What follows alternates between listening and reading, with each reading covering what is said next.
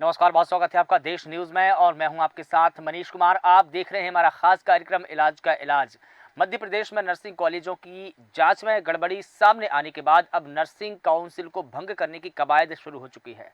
इसकी जगह अब नर्सिंग कमीशन बनाया जाएगा। वर्तमान में नर्सिंग काउंसिल में स्टाफ के नाम पर रजिस्ट्रार और अध्यक्ष 2 ही मेंबर यानी कि सदस्य हुआ करते थे, लेकिन अब नर्सिंग कमीशन बनाए जाने के बाद से स्टाफ की संख्या बढ़ाई जाएगी ताकि पारदर्शिता बढ़ाई जा सके। नया नर्सिंग और मिड वाइफरी कमीशन बनाने के बाद नर्सिंग की सीटों की संख्या में इजाफा होगा। बता दें कि 6 महीने के भीतर प्रस्तावों पर फैसला लेना होगा।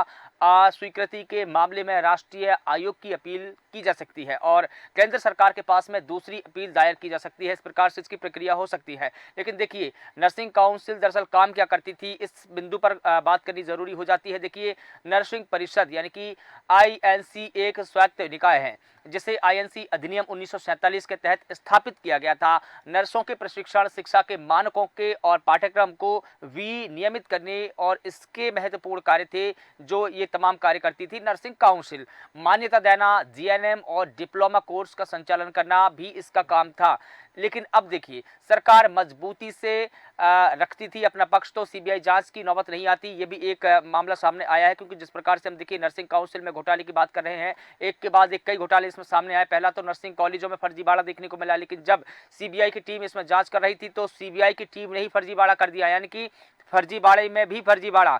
तो सरकार अगर अपना पक्ष मजबूती से रखती तो सीबीआई की जांच की नौबत नहीं आती। हालांकि सीबीआई ने भी कम गुल नहीं खिलाए हैं।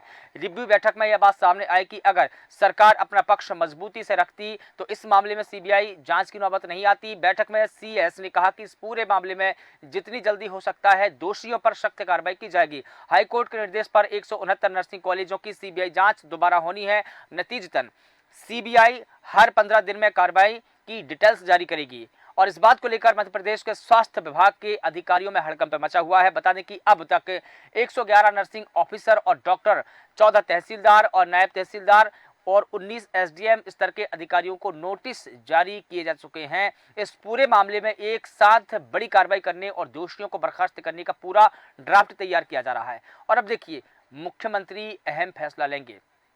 मुख्य सचिव वीरा राणा ने नर्सिंग घोटाले में अब तक हुई कार्रवाई का रिव्यू किया है। उन्होंने 1 सप्ताह में कार्रवाई का ड्राफ्ट तैयार करने के आदेश दिए हैं। इस मामले में जिन लोगों को नोटिस चस्पा किए गए हैं उनके जवाब आने के बाद ही दोषियों पर कार्रवाई करनी शुरू हो जाएगी। हालांकि मुख्यमंत्री डॉक्टर मोहन यादव इस पर अंतिम फैसला लेंगे कि कार्रवाई करनी है तो किस तरह की कार्रवाई करनी है, किस पर कार्रवाई करनी है और कितनी कार्रवाई करनी है। ये अंतिम फैसला मुख्यमंत्री को लेना है। लेकिन देखिए, दस्तावेज सीबीआई को फिलहाल सौंप दिए गए हैं। मध्य प्रदेश नर्सिंग काउंसिल ने सीबीआई को डिप्लोमा कोर्स वाले 470 कॉलेजों के दस्तावेज सीबीआई को सौंपे हैं। इधर हाईकोर्ट के निर्देश के बाद में 2020 के बाद शुरू हुए करीब 700 नर्सिंग कॉलेज भी जांच के दायरे में है।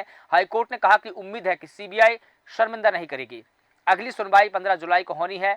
और देखिए, अब हम ये करेंगे कि नर्सिंग कॉलेज और जो मिडवाइफरी कॉलेज है वो दरअसल काम क्या करेगा उस पर भी विचार करना जरूरी हो जाता है। क्योंकि देखिए, नर्सिंग काउंसिल भंग होती है तो नर्सिंग कमीशन बनेगा, लेकिन नर्सिंग कमीशन कैसे काम करेगा, क्या काम करेगा, उस पर भी हम नजर डाल लेते हैं। नर्सिंग और मिडवाइफरी का काम शिक्षा के लिए नीतियां और मानकों को नियंत्रित करना होगा।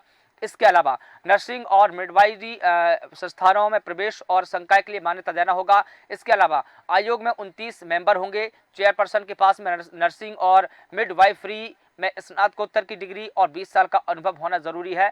इसके अलावा देखिए, तमाम काम है जो कमीशन करेगा, लेकिन इसके पीछे तर्क ये दिए जा रहे हैं कि नर्सिंग काउंसिल को भंग करके नर्सिंग कमीशन बनाया जाएगा, जिसका उद्देश्य ये रहेगा कि कहीं ना कहीं नर्सिंग में जो भर्ती रहेगी उसकी पारदर्शिता को और भी बेहतर बनाना, पारदर्शी तरीके से भर्ती कराना। इस पूरे मुद्दे पर अधिक जानकारी लेंगे। हमारे साथ में खिलावन चंद्रकर जी जुड़े हुए हैं, वरिष्ठ पत्रकार है, उनसे समझेंगे कि, और इसके अलावा शैलेंद्र जी हमारे साथ में जुड़े हैं, रवि परिवार जी भी हमारे साथ में जुड़ेंगे कुछ देर में। सबसे पहले खिलावन जी मैं आपसे समझना चाहूंगा कि जिस प्रकार से हम नर्सिंग कॉलेजों में ये पूरा फर्जीवाड़ा देख रहे हैं, एक के बाद एक इसमें कई फर्जीवाड़े सामने आए, लेकिन अब नर्सिंग काउंसिल को भंग किया जा रहा है, नर्सिंग कमीशन का गठन किया जा रहा है, इसकी कवायद भी शुरू कर दी है। लेकिन क्या लगता है आपको कि नर्सिंग कमीशन बनने के बाद में नर्सिंग और जो मेडिकल कॉलेज है उसमें पारदर्शी तरीके से भर्ती हो पाएगी? क्या उसमें कुछ घोटाले कम होंगे? हम अपने पूरे नर्सिंग कॉलेजों की स्थिति को देखें तो यही ज्ञात होता है कि जिस तरह से भ्रष्टाचार, जिस तरह से भ्रष्टाचारी पूरे तंत्र में चल रहा था। यदि तो कुछ लोग जो है इस पर आवाज भी उठाए, लेकिन सरकार के कानों में जू तक नहीं रेंगी। अंत उन्हें हाई कोर्ट जाना पड़ा और हाई कोर्ट ने संज्ञान में लेकर के सीबीआई जांच के आदेश दिए। तो कुल मिलाकर के मुझे लगता है कि यदि हाई कोर्ट ने संज्ञान में नहीं लिया होता और हाई कोर्ट सीबीआई जांच के आदेश नहीं दिए होते, तो लगभग 67 कॉलेज को जो अयोग्य घोषित किया गया था, वो भी नहीं हो पाता। लेकिन एक आश्चर्यजनक बात इसमें यह सामने आई कि जिस संस्थान पे हम सबसे ज्यादा भरोसा करते हैं, सीबीआई की जांच पर जो है भरोसा किया जाता है, विश्वास किया जाता है, और किसी अनसुलझे मामले को सुलझाने के लिए सीबीआई जांच की मांग हमारे द्वारा लगातार की जाती है। ऐसी संस्था के द्वारा भी जांच में भर्राशाही करने, जांच में भ्रष्टाचार करने का जो मामला सामने आया, वो तो मुझे लगता है कि इतिहास में एक नजीर बन के रह जाएगी। और अब तक जो कार्यवाहियां हुई है, सिर्फ नोटिस देने से, कुछ लोगों को नोटिस दे दो, उनका जवाब प्राप्त कर लेने से कुछ नहीं होने वाला। इस पूरे मामले में लगभग 700 नर्सिंग कॉलेजेस हैं, और इस पूरे मामले में उन सबको जो जो मान्यता देती थी, जिन जिन दस्तावेजों के आधार पर, जिनके जिनके रिपोर्ट के आधार पर, चाहे एसडीएम हो, चाहे तहसीलदार हो, चाहे काउंसिल के मेंबर हो, इन सब के रिपोर्ट के आधार पर जो मान्यता दी जाती थी, उस पर जो है उसको संज्ञान में लेकर के यदि अयोग्य कॉलेजों को दी गई है मान्यता, तो उस पर गंभीरतम कार्रवाई होनी चाहिए, तभी के मामले भविष्य में रुक सकते हैं। ठीक है, काउंसिल से आयोग बना देने के बाद इस तरह की मामले रुक जाएंगे, इसकी संभावना कम है। हम दाएं हाथ से पकड़े या बाएं हाथ से पकड़े, कान तो पकड़ा ही जाएगा, कान ही रहेगा, चाहे किसी हाथ से पकड़ लें, ठीक है। की जो बिल्कुल ठीक है, कान पकड़ने की जो उम्मीदें हैं, बिल्कुल वो ठीक है, लगातार धूमिल होती जा रही है। ठीक है। शैलेंद्र सक्सेना जी, मैं आपसे पूरा मामला समझना चाहूँगा। देखिए, नर्सिंग घोटाले में जिस प्रकार से हम देखिए एक के बाद एक एक्शन देखें, या उसके बाद घोटाले में घोटाले देखें, यानी कि नर्सिंग काउंसिल में कदम कदम पर घोटाले हुए हैं। अब देखिए, जिसके बाद में हाई कोर्ट सख्त हुआ तो सरकार सख्त हुई, सरकार ने सख्त हुई, अब पूरा ड्राफ्ट तैयार किया जा रहा है। जो मुख्य सचिव है वीरा राणा, उन्होंने पूरा ड्राफ्ट तैयार कर लिया है, अंतिम फैसला मुख्यमंत्री लेंगे। लेकिन अब देखिए, नया नर्सिंग काउंसिल कमीशन को भंग किया जा रहा है और नया नर्सिंग कमीशन बनाया जा रहा है। उसके पीछे तर्क ये दिया जा रहा है कि जो भर्ती प्रक्रिया रहेगी या नर्सिंग के जितने भी काम रहेंगे, उसमें पारदर्शिता लाना। क्या आपको लगता है कि नर्सिंग कमीशन बनाने से पारदर्शिता आएगी? सर, मैं आपको थोड़ा अतीत में ले जाना चाहूंगा। व्यावसायिक परीक्षा मंडल में बड़ा भ्रष्टाचार हुआ, घोटाले हुए, बाद में उसका नाम बदल दिया गया, घोटाले दूसरे रूप में होने लगे। तो ये होता आया। अब आप चाहे नई समिति बना दें, चाहे नया कमीशन बना दें, जब तक 4-6 आरोपियों को दंडित नहीं किया जाएगा कठोरता के साथ, तब तक कोई भी कमीशन बनाने से कोई लाभ नहीं होगा। ये बात बिल्कुल अच्छी है, बहुत सकारात्मक है कि अंतिम निर्णय माननीय मुख्यमंत्री जी लेंगे। आदरणीय डॉक्टर मोहन यादव जी मेरे बड़े भाई हैं, और कई मुद्दों पर, कम से कम मैं पिछले 3-4 महीने से देख रहा हूं कि वे बड़े संवेदनशील है भ्रष्टाचार के खिलाफ, और उनकी हर संभव कोशिश यही है कि भ्रष्टाचार की कोई भी शिकायत हो तो उसकी जांच तह तक पहुंचा जाए। और मैं आपके लोकप्रिय चैनल के माध्यम से यही निवेदन माननीय मुख्यमंत्री जी से करना चाहूंगा कि चाहे नर्सिंग घोटाला हो या नया नर्सिंग कमीशन की बनाने की बात हो, जब तक हम पुख्ता रूप से किसी जांच की तह तक ना पहुंच जाए, किसी भी समिति को बनाने का कोई अर्थ नहीं है, किसी भी कमीशन को बनाने का कोई अर्थ नहीं है। ये अधिकारी लोग अपने मकड़ जाल में माननीय नेताओं को उलझा लेते हैं और फिर ले दे कर कैसे भी करके सारा मामला हल हो जाता है। ये हमारे वर्तमान परिदृश्य का सबसे बड़ा दुर्भाग्य है। उम्मीद है माननीय मुख्यमंत्री जी इस सारी विसंगति पर करारी चोट करते हुए हाँ, एक ऐसा निर्णय लेंगे जो पूरे मध्य प्रदेश में भ्रष्टाचार के खिलाफ मिसाल बनेगा। बिल्कुल ठीक है। रवि परमार जी हमारे साथ में जुड़े हैं, NSUI मेडिकल विंग से हैं आप, और लगातार पिछली बार भी, जैसे कि रवि परमार जी, हमने भी आपसे पिछली दफ़ा इसी मुद्दे पर अपना पक्ष जाना था, आपने भी बात रखी थी और लगातार आप भी इस मुद्दे पर आवाज़ उठाते रहे हैं। लेकिन अब ये मैं समझना चाहूँगा कि कमीशन बन जाने से क्या भ्रष्टाचार रुकेंगे? देखिए, कमीशन पर नहीं है, कुछ भी हो, जैसे कि सलन जी ने बताया कि व्यापम का नाम बदल के घोटाला दूसरी तरह से होने लगा। जब तक घोटाला करने वाले अधिकारियों पर सख्ती से कार्रवाई नहीं होगी, जब तक यहाँ पर कुछ नहीं होगा, नोटिस देना दिखावे की कार्रवाई है। अगर कार्रवाई करना है तो इनकी तत्काल सेवा समाप्त की जाना चाहिए और इन पर कानूनी कार्रवाई भी करना चाहिए, क्योंकि इनकी वजह से लाखों छात्र छात्रा का भविष्य आज अंधकार में हो चुका है। लाखों छात्र छात्रा के भविष्य के साथ इनने बहुत बड़ा खिलवाड़ किया है। और फर्जी नर्सिंग कॉलेज वाले मामले में सीबीआई जांच कर रही थी, संवैधानिक संस्था है, देश की सबसे भरोसेमंद संस्था है, वो जब बिक गई तो हम क्या भरोसा करें कि सरकार नहीं बिकेगी? सरकार का कोई भरोसा नहीं है। अब उसमें जिस तरह से अभी बताया जा रहा था कि पूरी रिपोर्ट तैयार हो गई, लेकिन मुख्यमंत्री देखें इनकी कार्रवाई किस पे करना, किस पे नहीं करना, तो मतलब ये तो कहीं से भी स्पष्ट नहीं। कार्रवाई तो सभी पे होना चाहिए, उसमें देखना क्या है कि किससे होगी, किससे नहीं होगी। दोषी सभी है जिन्होंने फर्जी नर्सिंग कॉलेजों को मान्यता दी थी, जो फर्जी नर्सिंग कॉलेज संचालित कर रहे थे, सभी इस पूरे मामले में दोषी है और उनके ऊपर कड़ी से कड़ी कार्रवाई होगी, तभी ये नर्सिंग कॉलेजों का फर्जीवाड़ा रुकेगा, नहीं तो ये निरंतर चलता आया है और चलता रहेगा। नहीं, आप सरकार की उसमें कई ठीक है, जो रिव्यू आया है, जो CS है, मुख्य सचिव है, उन्होंने जब रिव्यू किया तो ये बात भी कहीं ना कहीं निकल कर सामने आई कि सरकार अगर मजबूती से अपना पक्ष रख देती हाई कोर्ट में तो ये CBI की जांच की नौबत ही नहीं आती। अब सरकार ने अपना मजबूती से पक्ष नहीं रखा तो CBI के हैंडओवर ये पूरा केस चला गया। CBI के हैंडओवर जब ये पूरा केस गया तो CBI ने ही घोटाला कर दिया।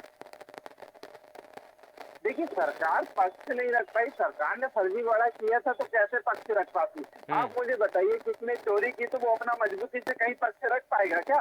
तो यही कहानी यहाँ पर हुई थी। जब न्यायालय में जवाब मांगा गया था तो सरकार की जो संस्था है नर्सिंग काउंसिल और मेडिकल विश्वविद्यालय, दोनों अपने इस पर जवाब पेश नहीं कर पाए थे, क्योंकि हकीकत माननीय उच्च न्यायालय के सामने थी और जो धरातल पर जो रिपोर्ट में दर्शाया गया था नर्सिंग काउंसिल के अधिकारियों द्वारा और मेडिकल विश्वविद्यालय के अधिकारी, वो और कुछ था। तो उससे स्थिति स्पष्ट हो चुकी थी कि इनकी जो चोरियां थी वो पकड़ी गई थी और उस टाइम पे न्यायालय ने फिर CBI जांच के आदेश दिए थे और CBI ने 308 नर्सिंग कॉलेजों की जांच रिपोर्ट करके माननीय उच्च न्यायालय में पेश कर दी थी। उसमें 3 कैटेगरी में कॉलेजों को बांटा गया था, जो कि मैं पिछली बार बता चुका हूँ, इसलिए उस बात पे नहीं जाना चाहिए। आप सिर्फ मेन ये है इसमें जो तत्कालीन मंत्री थे जिनके संरक्षण में पूरा घोटाला हुआ, तत्कालीन रजिस्ट्रार, तत्कालीन नर्सिंग काउंसिल के अध्यक्ष और तत्कालीन चिकित्सा शिक्षा आयुक्त, इन सब लोगों पर जब CBI इनसे पूछताछ करेगी, सरकार इन पे क्या कार्रवाई करेगी और कब कार्रवाई करेगी, ये बहुत बड़ा विषय है। इसमें ये व्यापम से बड़ा घोटाला है और इस घोटाले में कई बड़े अधिकारी भी शामिल है। इन इसे व्यापम टू भी कह सकते हैं। कार्रवाई नहीं होगी जी, व्यापम 2 भी कह सकते हैं इसे। नहीं, व्यापम 2 तो कह ही सकते हैं, लेकिन व्यापम से भी बड़ा। और जो CBI के अधिकारी रिश्वतखोरी कांड में पकड़ा गया, उनमें से कई CBI अधिकारियों ने व्यापम के मामले की भी जांच की थी, तो मतलब व्यापम की जांच भी संदेह के घेरे में है। व्यापम को भी किस तरह से दबाया गया वो आज स्पष्ट हो गया मध्य प्रदेश में।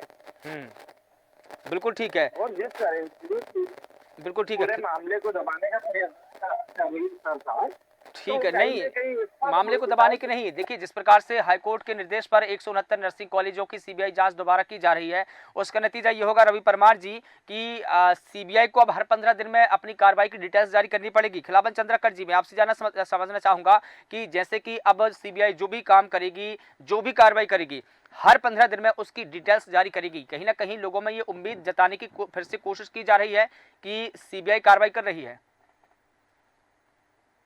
देखिए, CBI कार्रवाई तो कर रही है, लेकिन जिस तरह से CBI के अधिकारी भी रिश्वत लेते इस मामले में पकड़े गए हैं, तो CBI का जांच भी अब संदेह के घेरे में हो जा। लेकिन हाँ, हाई कोर्ट से कुछ उम्मीदें हैं कि हाई कोर्ट के निर्देशन पर या हाई कोर्ट के देख रेख पर यदि CBI जांच करेगी तो कुछ न कुछ हल निकलेगा। लेकिन मुझे लगता है कि सिर्फ जांच से और जांच रिपोर्ट प्रस्तुत कर देने से बहुत कुछ नहीं होने वाला है। जब स्पष्ट हो चुका है अभी तक कि मान्यता देने में गड़बड़ी की गई है, तो निश्चित रूप से जो लोग गड़बड़ी किए हैं उनके नाम भी उजागर हो चुके हैं, उनको नोटिस भी जारी किया गया है। तो जो बड़ी मछलियां हैं इनमें से उन पर यदि 100% पर कार्रवाई कर दी जाती है, तो मुझे लगता है एक नज़ीर बन जाती है, वो एक संदेश जाता है कि अब हम आने वाले दिनों में नर्सिंग घोटाले नहीं होने देंगे।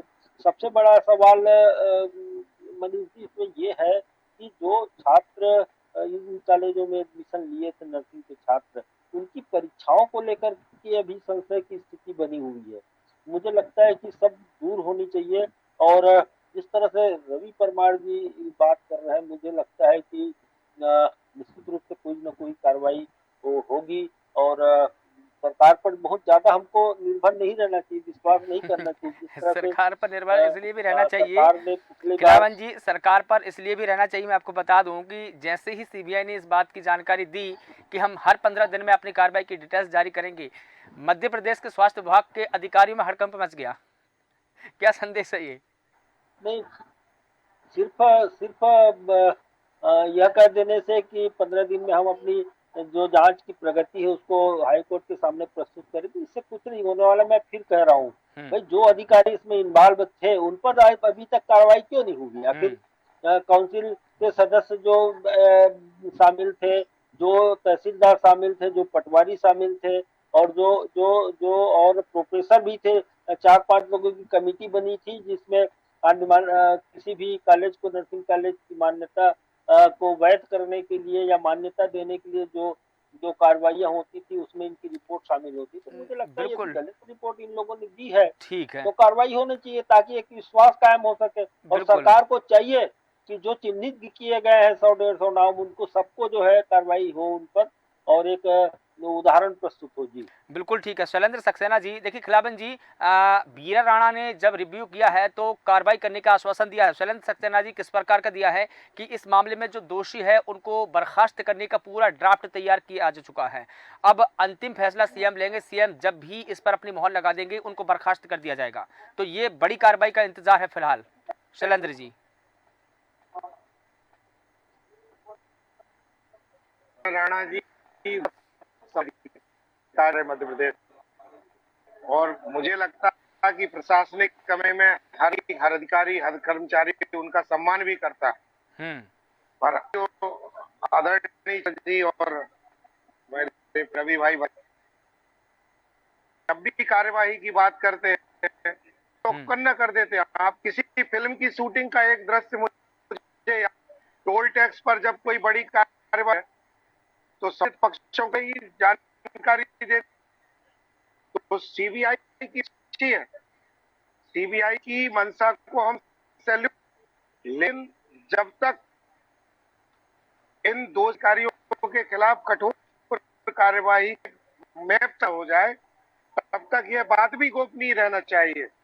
और वर्गी केवल हल नहीं है, इन लोगों को जेल भी भेजना चाहिए, इन लोगों पर बहुत जबरदस्त पेनल्टी भी लगनी चाहिए कि आने वाले समय में जो भी अधिकारी भ्रष्टाचार करे, भी लोग छात्र छात्राओं के भविष्य के खिलवाड़ करें, उनकी 7 पीढ़ियां इस दंड को याद रखें। मैं माननीय मुख्यमंत्री, मेरे आदरणीय बड़े भाई हैं, मेरे एबीवीपी के साथ हैं, मैं उनसे हाथ प्रार्थना करता हूं आपके लोकप्रिय चैनल के माध्यम से कि इस बार ऐसी कार्यवाही की जाए कि कम से कम मध्य प्रदेश एक शानदार उदाहरण प्रस्तुत करें। बिल्कुल ठीक है। रवि परमार जी, जिस प्रकार से ये बात कही जा रही है कि अब अंतिम फैसला मुख्यमंत्री लेंगे, लेकिन मुख्यमंत्री का इंतजार क्यों किया जा रहा है? जैसा कि मुख्य सचिव बीरा राणा ने नर्सिंग घोटाले में अब तक हुई कार्रवाई का रिव्यू किया, फिर उन्होंने कहा कि 1 सप्ताह में इसका ड्राफ्ट तैयार करने के निर्देश दिए गए हैं, लेकिन इस मामले में जिन लोगों को नोटिस जारी किए गए हैं पहले उनके जवाब आने के बाद में हम कार्रवाई करेंगे, तो उनके दोषियों के जवाब आने के बाद कार्रवाई होगी। इसका मतलब क्या है कि उनका पक्ष सुना जा रहा है? रवि परमार जी। जी देखिए, जिस तरह से पूरे मामले को दबाने का प्रयास किया जा रहा है तो इससे स्पष्ट हो चुकी है कि इस मामले में कहीं ना कहीं सरकार के लोग दोषी है, इसलिए सरकार इस पूरे मामले को दबाने का प्रयास कर रही है। और जहां तक देखा जाए कि इस मामले में जो भी दोषी अधिकारी है, जो भी दोषी कर्मचारी है, इनके ऊपर अभी तक कार्रवाई हो जाना चाहिए, लेकिन अभी तक कोई कार्रवाई नहीं हुई। तो इससे स्पष्ट हो चुका है कि मोहन यादव की सरकार इन दोषी अधिकारियों और कर्मचारियों और नर्सिंग कॉलेज की जो माफिया है, इनको बचाने का प्रयास कर रही है। और जिस तरह से देखा जा रहा है कि जो दिखावे की कार्रवाई की गई, नोटिस देना पर कार्रवाई नहीं होती है, नोटिस तो आए दिन इन अधिकारियों को मिलते रहते हैं, क्योंकि अधिकारी ही सबसे ज्यादा भ्रष्ट है। नहीं, मैं वही कह रहा हूँ रवि परमार जी की नोटिस तो जारी किए गए हैं, लेकिन उनके जवाब आने के बाद फिर दोषियों पर कार्रवाई की जाएगी, मतलब उनकी भी बात यहाँ पर रखी जानी चाहिए। कुल मिलाकर ये है, उनकी बात रखने का उनसे समय कॉलेजों को मान्यता दे रहे थे, तो हमने सरकार से अनुमति ली थी क्या, या किसी से कोर्ट से अनुमति दी थी या कि फर्जी नर्सिंग कॉलेजों को अनुमति दे दे, इसलिए आपको जवाब का इंतजार कर। बिल्कुल ठीक है, बिल्कुल ठीक है, बिल्कुल ठीक है रवि परमार जी, तमाम जानकारी के लिए आपका बहुत शुक्रिया। आप सभी का बहुत शुक्रिया। चूंकि समय हो चला है तो बता दें कि मध्य प्रदेश के नर्सिंग कॉलेजों में फर्जीवाड़ी का ये पूरा मामला था, जहां पर अब देखिए नर्सिंग काउंसिल को भंग किया जा रहा है, उसकी जगह पर अब नर्सिंग कमीशन बनाने की कवायद शुरू हो चुकी है। नर्सिंग कमीशन जो है उसमें 29 मेंबर रहेंगे, जिसमें से एक इसका मुख्य अध्यक्ष होगा। और इससे देखिए नए सिलेबस से लेकर की अनुमति तक सभी फैसला अब नर्सिंग कमीशन को लेना है। इसमें देखिए नर्सिंग मिडवाइफरी का काम करेगा नर्सिंग कमीशन, शिक्षा के लिए नीतियां बनाएगा और जो मानक है उसको भी नियंत्रित करेगा। संस्थानों में प्रवेश और संकाय के लिए मान्यता देनी है या नहीं देनी है, जितने भी काम है वो सब नर्सिंग कमीशन करेगा। लेकिन उसमें जो मेंबर होंगे वो 29 होंगे, एक चेयरपर्सन होगा जिसके पास में 20 साल का अनुभव होना जरूरी है और उनकी स्नातकोत्तर की डिग्री भी होना आवश्यक है। तो इस प्रकार से देखिए कि इसमें पारदर्शिता लाने के लिए कुल मिलाकर की नर्सिंग कमीशन बनाया जा रहा है। लेकिन सवाल फिर भी यही है कि क्या नया नर्सिंग कमीशन जो बनेगा उससे पारदर्शिता आएगी। फिलहाल देश न्यूज़ के खास कार्यक्रम में बस इतना ही। मुझे दीजिए इजाजत, नमस्कार।